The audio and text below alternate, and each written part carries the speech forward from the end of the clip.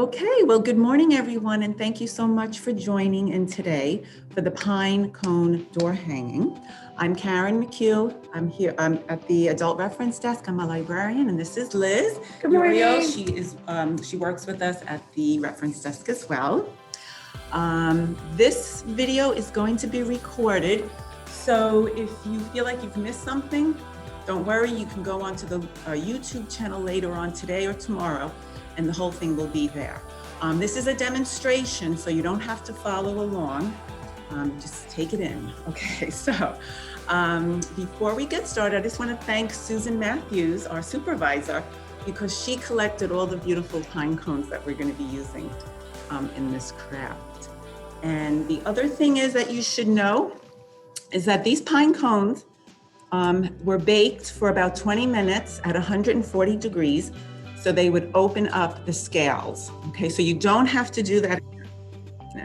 You don't have to bake them. They were also sprayed using this fabulous glitter spray that I found at Michael's.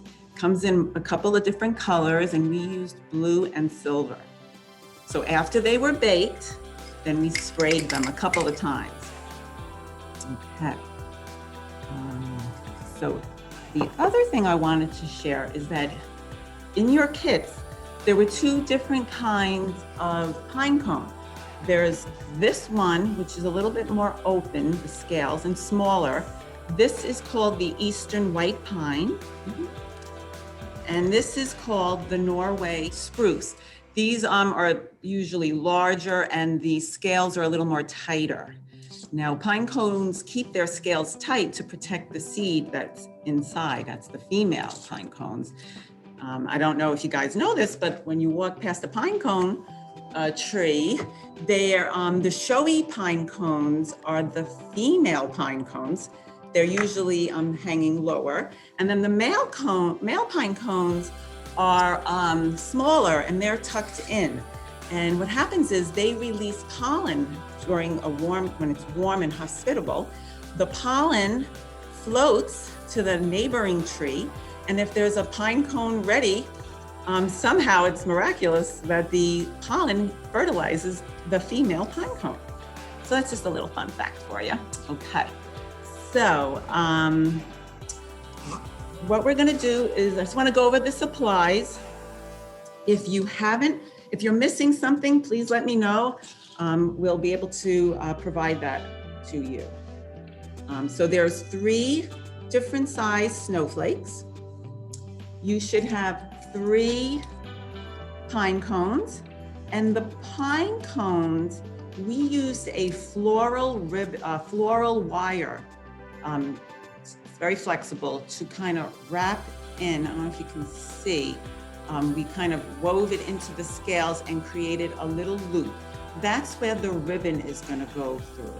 Okay, so we went ahead and did this just to make it a little easier for you. So you should have 3 of those.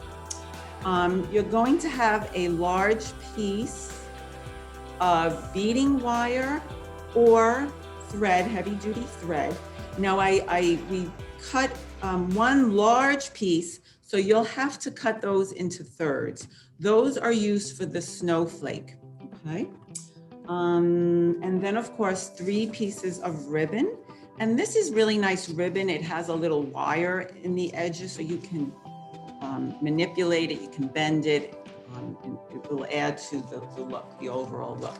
And of course, a little piece of snowflake garland, and this is also wired. And this will be the final touch after everything is assembled, okay? Now I also included a rubber band. You may or may not need that, and you'll see where that comes in. All right, so what we're gonna do, I'm gonna demonstrate the ribbon part. So you'll take your pine cone and your ribbon, okay? And you're gonna fold the ribbon in half. Okay? And then you're just gonna feed the ribbon through.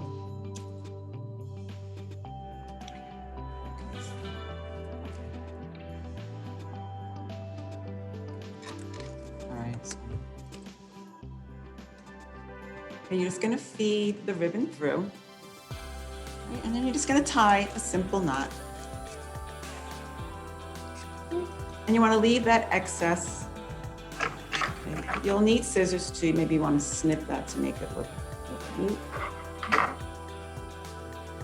And just kind of unfold it. Okay, and that's gonna, so you'll have 3 of these. Okay. Then with the snowflake, you're gonna take your beading wire or thread, oops, and you're gonna feed it through this hole, okay? Okay, I already started, and you're just gonna do a knot, a double knot.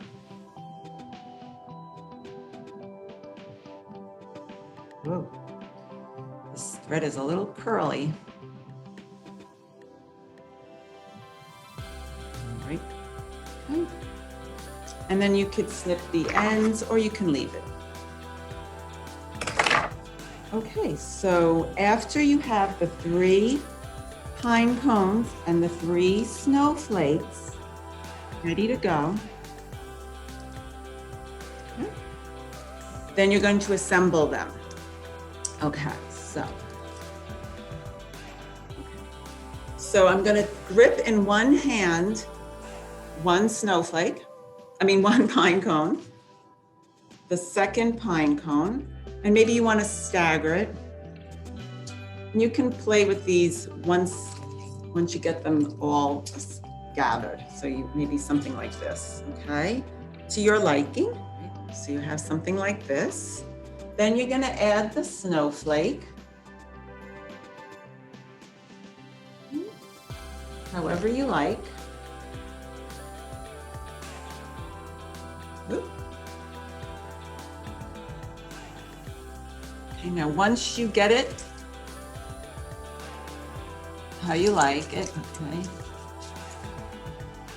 This is the hardest part of the whole thing, it's just tying this into a knot. Now, twist, yes, definitely twist it. Okay. Now you could use the rubber band here to band it if you need it, but I'm just gonna try and tie it into a knot.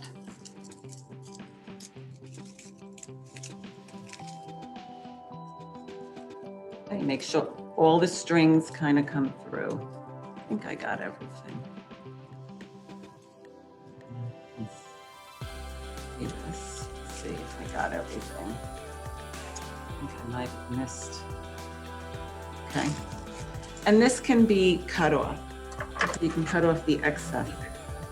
I just unmuted myself because I missed how long the string should be for the snowflake. Okay. You'll cut them in a third. There's one long piece, so you'll cut it in 3s.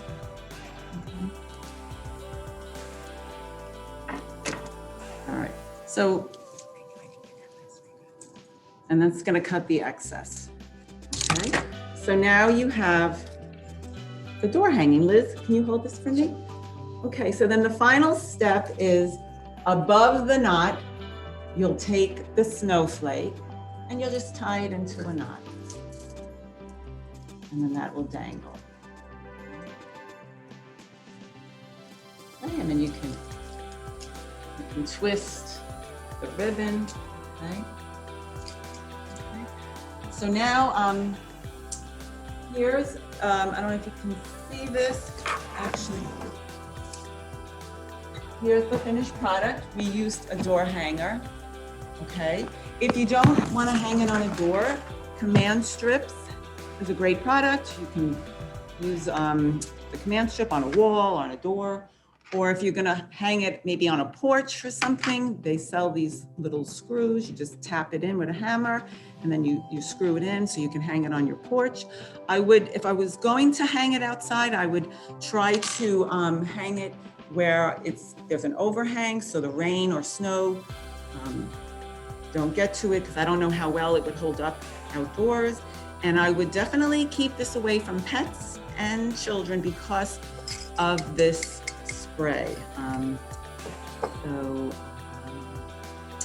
Anyway, I think that's it. It's a pretty straightforward craft, but if anyone has any questions, please, now's the time to ask.